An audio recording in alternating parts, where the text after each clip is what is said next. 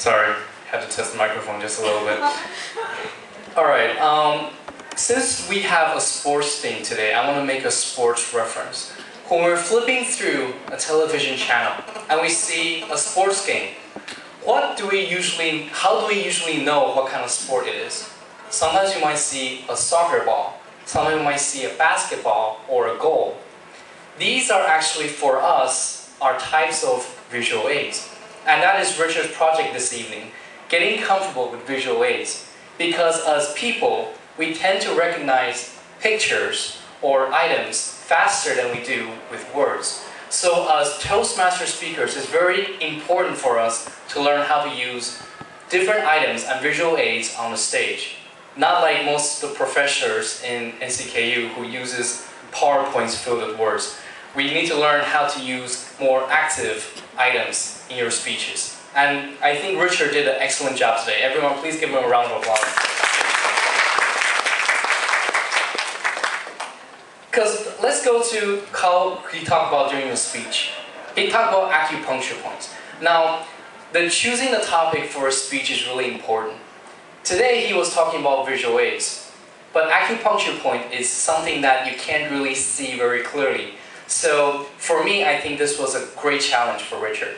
Because acupuncture point is something that's very descriptive, you usually have to use words to describe everything.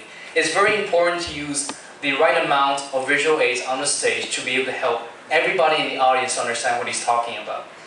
And he had great techniques. He had great eye contact. He looked at everybody in the audience. Eye contact is very important because when you look at everybody in the audience, it makes you feel like, yes, I'm paying attention to every single one of you. So you have to make your eyes like a machine gun. You have to go like boom, boom, boom, boom, boom.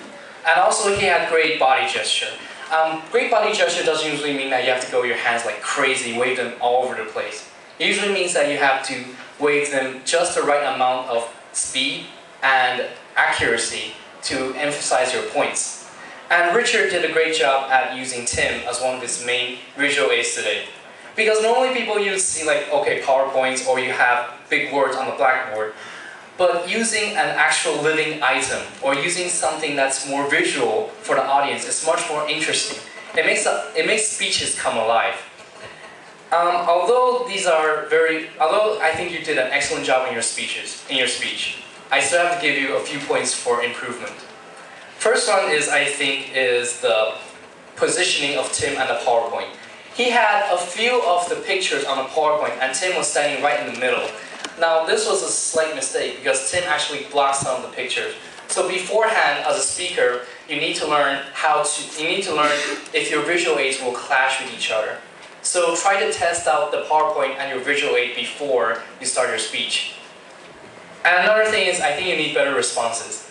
When you ask Tim about how do you feel, and then when Tim says I feel fine or I feel I'm flying higher, you say wow, okay, whoa.